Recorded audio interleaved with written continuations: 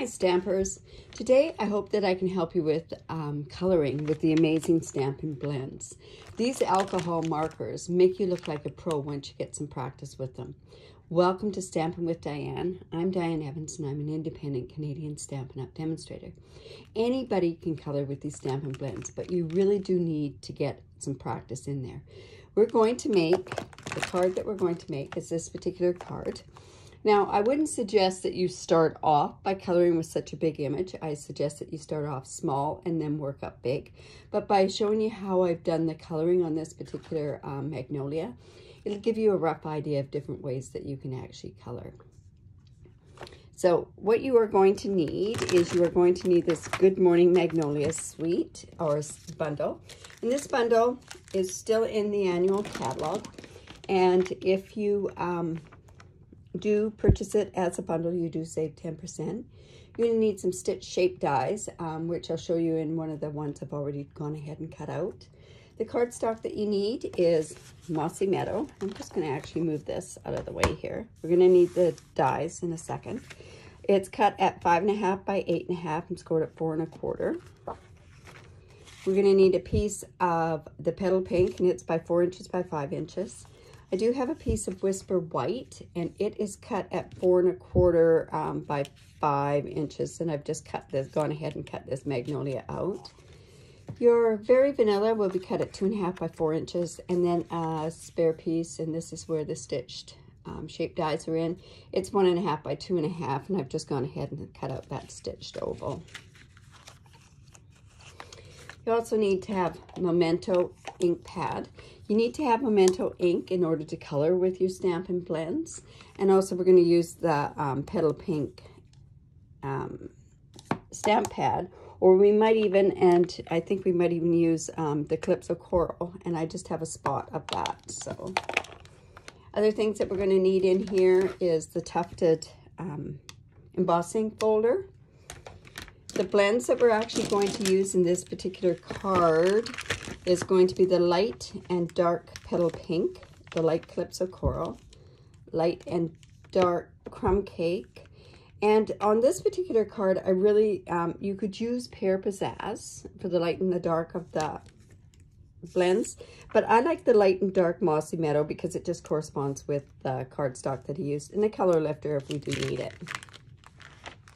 So let's go ahead and get started on this card.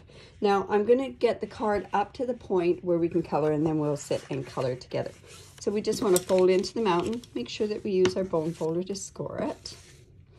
Now on this piece, what I want to do, and I'm just going to bring that card back in so that we've got it for reference. I'm going to cut this scallop up, and that comes with this particular die. And that's the die that we're just going to use at the bottom. Now, we're also going to use the tufted embossing folder with this. Now, one thing that's really, really important is that you cut first, then emboss afterwards. Because if you emboss first, and then we go to cut out, it's going to flatten that embossing part that we've done. So I'm just bringing in my die cut machine.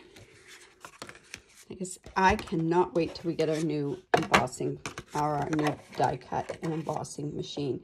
We're told that it could possibly be in this new catalog.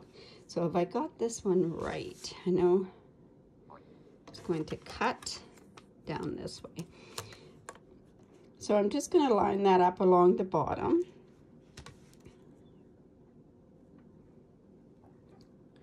And just bring this in. And I think that should be enough to cut off. I'll just double check that. Sorry about the wiggling there. Let's see, is that enough?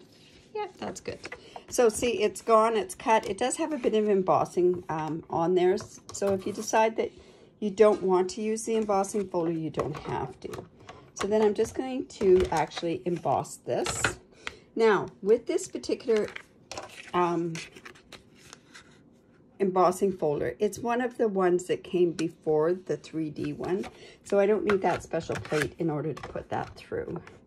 With the ones that you order now, you will need the special plate, or you'll need to do some shims with it. So, like I say, mine's older, So it will run through with just this plate. And then we've got this here. So there I have it. I have this embossed and I have that cut and I haven't flattened it out. Okay, so let me just put this back. Okay, and put this, we're just gonna move that out of the way. There we go. Okay, so now what we're going to do is on this piece here, I want to sponge all the way around on the very vanilla. I found it was too stark on there with the coloring. So I'm just going to bring in my stamp pad and a sponge, and we're just going to sponge around here. And I find the easiest way to sponge, for me at least, just take it like this. It's a lot quicker. It's going to be very, very subtle when we're sponging this. And actually, we only need to do the 3 sides.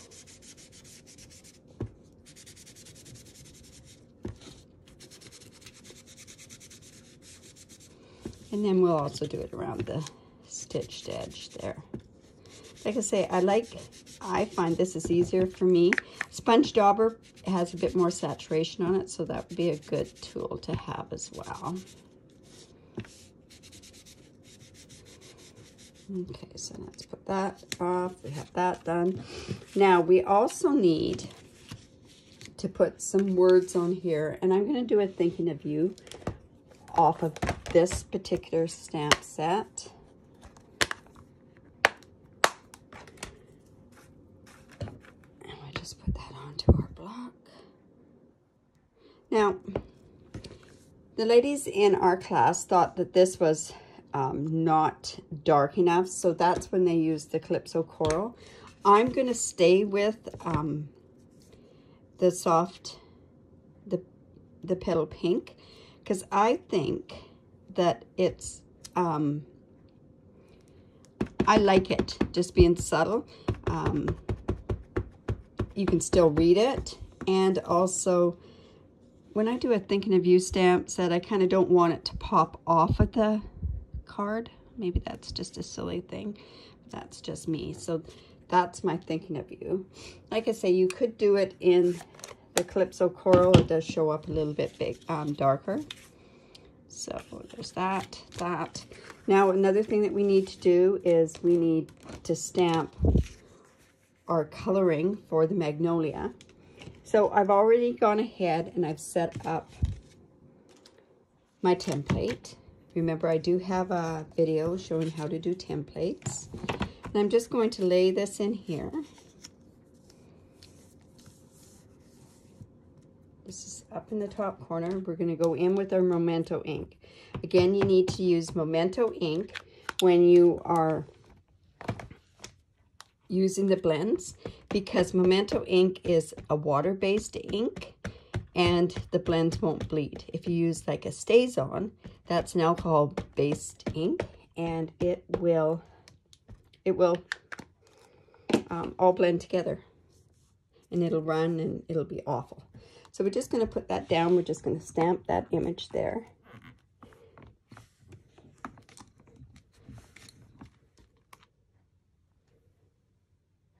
We want a little bit more there. I can tell here on this part there that it hasn't really stamped down there. So there we go. That's good. I'll just take this away. Okay, so we're almost ready to put the card together, and then we can go ahead and start coloring. So here, I'm going to layer this part first. Now, I also want to make sure that this is even.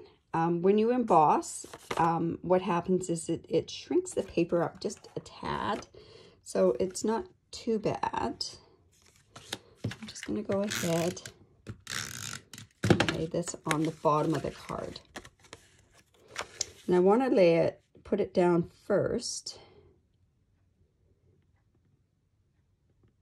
So, and then I'm going to take this embossing. Again, I have used an embossing folder, so you should either use like a liquid glue or the tear and tape when you're putting it down onto a card, and then that way it will stay better. I'm going to use the liquid glue today.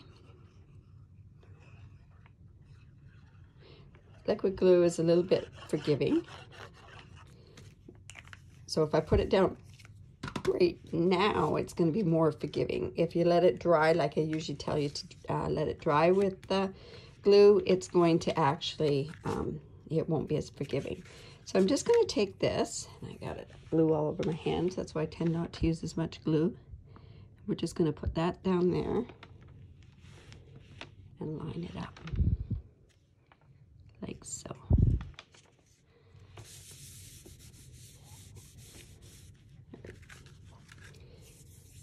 Now, I'm not going to put on the sentiment until the very end, and we're not going to use the ribbon until the very end. So let's get coloring, the best part, right?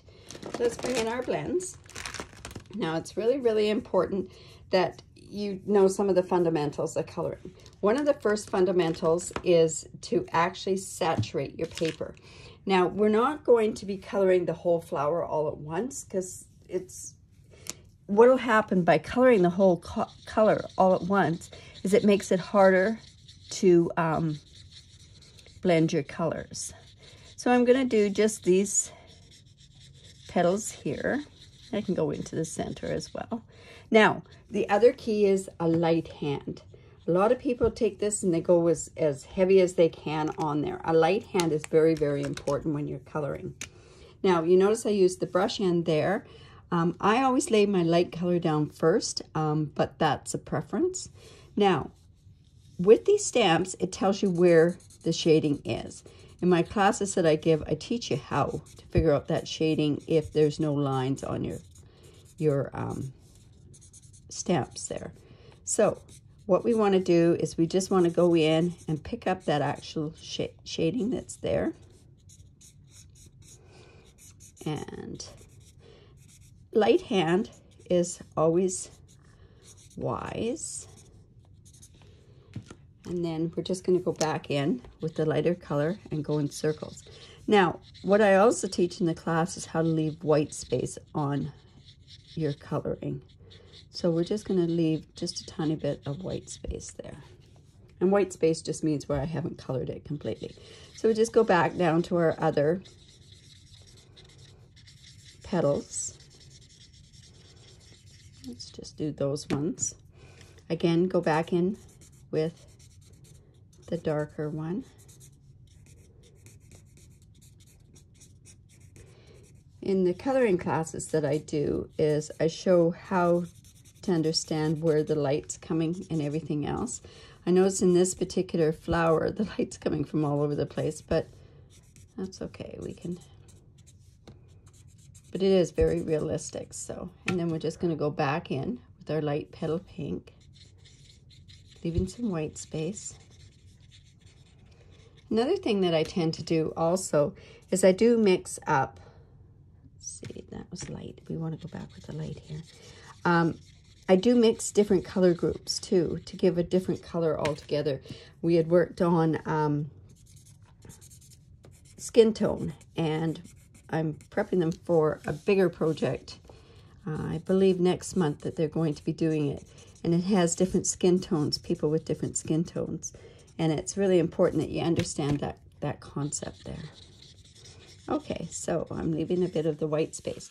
Now what I want to do is I want to go in with my light crumb cake, and I'm going to actually take my crumb cake and I'm just going to do a bit more shadowing on these really dark parts. And this crumb cake just gives a tiny bit different color in the magnolia. Just sort of show you up close. And it gives a little bit more shading that's in there. I really like how I use the crumb cake quite a bit, and then we just go in and shadow that off a bit too. See where I've got white space there? It just adds another color onto your plant. I mean, onto your flower there. That might have been a bit of a light, darker touch there. I think this is the dark, yes. This is the light, yes. There. So see how that's kind of given a bit of a different color to there. Now we're going to use this crumb cake because we've got it out and there is a bit of a stem there. So I'm just going to go in, I'm just going to take a tiny, the dark one as well.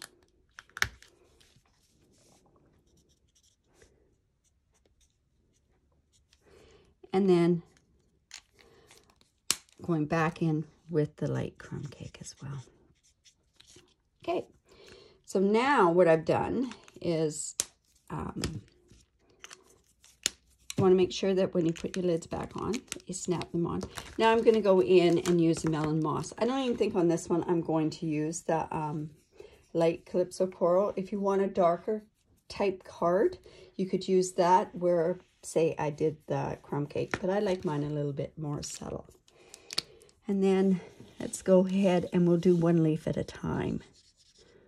This is the light melon moss. Or moss meadow, what is it? Mossy meadow. Get there eventually. So we're just going to, and really the best way to color in with the blends is in circles. And remember your light touch. So now we're just going to go in and we're going to do the shadowing where Stampin' Up has given us the shadowing to do.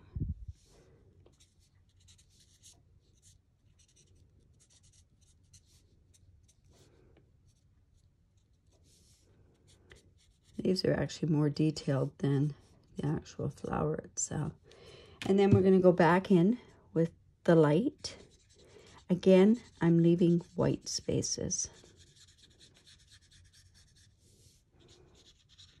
because I want to have some different colors in there as well. So there's one there. I'm just going to go ahead and do these other ones up. I think because that's so small, I can go ahead and do this leaf as well. Now, when I say go and leave the white spaces, a lot of times what you could do is you could use that with your color lifter as well. I actually want to bring down there a little bit. Down there.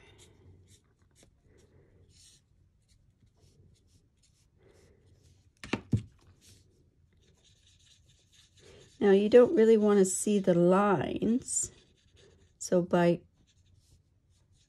blending it, them in, you kind of get rid of the look of the lines. Now, I'll show you what a color lifter would do. So I would go in, say, on this one, and I would just feather it. And that kind of takes a bit. See how that gives me the white space instead of leaving it with the color. I mean, doing it actually with the blend itself. So let's go ahead and finish up these last two.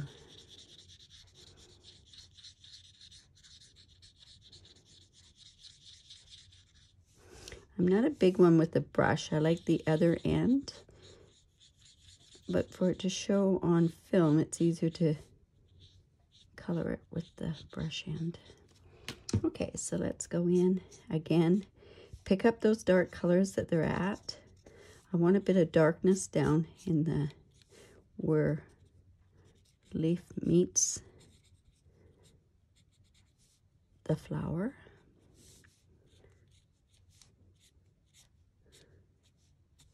And then we're just going to go back in. Remember, light touch. Leave some white space.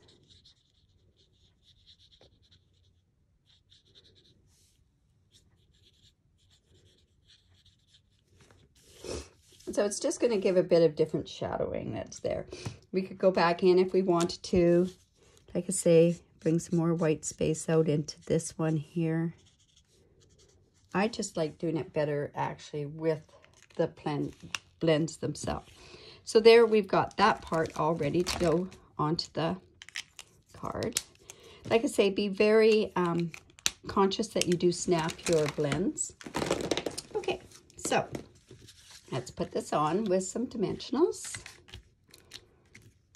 Now, when you go to the back side of when you're doing your blending, you notice how it has gone through. That means that you've saturated it. It means that you're blending the blend. That is normal. That's what you want to see on the back. If you're not seeing that, you're not putting enough color down onto the card or down onto the cardstock.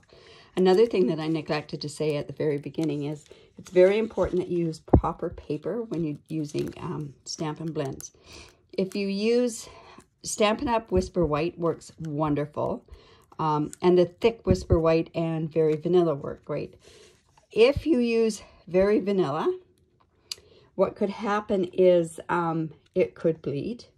And it does. It looks awful when it bleeds. I've done a card and I've shown people how the colors, they bleed and they just look awful. It really does look awful. So we're just going to put that Thinking of You. Now, this one I'd use this kind of ribbon. Today we're going to use this metallic edge ribbon, and this ribbon is actually petal pink as well. I've gone ahead and just done a quick little bow there. I'm just going to go in and cut it off. This metallic petal pink is just gorgeous. It comes in the Parisian suite. Let's just put that there. And we're just going to put that on with a glue dot right there. You could use either one of them. Yeah. So if I'm going to show you another card actually that I've colored, and I've colored it with rich raspberry, and it's with this Magnolia suite as well. So let's just put this on here. I'm going to actually put a couple of the glue dots on. Don't want my bow falling off.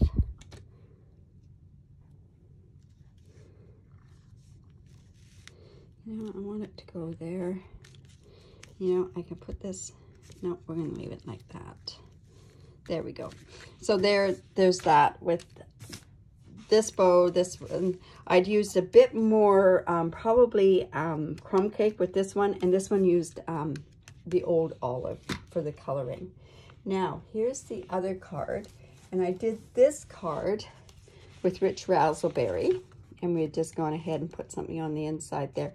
So it just shows you all different things. You notice I turned the plant the other way. I didn't do the center with the yellow, but I think you needed to do it with the rich raspberry. So I hope that helped a bit with some coloring. Like I say, switch up some of the colors, play around with it. I think the practice is really, really, really important. So if you need any of these supplies, and you do live in Canada, I would love to be your demonstrator. If you'd like to have a catalog sent to you, I can send you a catalog. But also, one thing that I am offering, if you do shop online, and here's my hostess code for this month, I have a tutorial that I'm giving away, and this month's tutorial is on celebrating celebration. And there's instruction to make about 17 different projects. And yeah, I'll send it out to you in the email for any online order. Thanks for stopping by. Please leave a comment, give me a thumbs up. I really do appreciate it. And what I do really appreciate is you subscribing to my YouTube channel. And there's a subscribe button down below. Bye for now.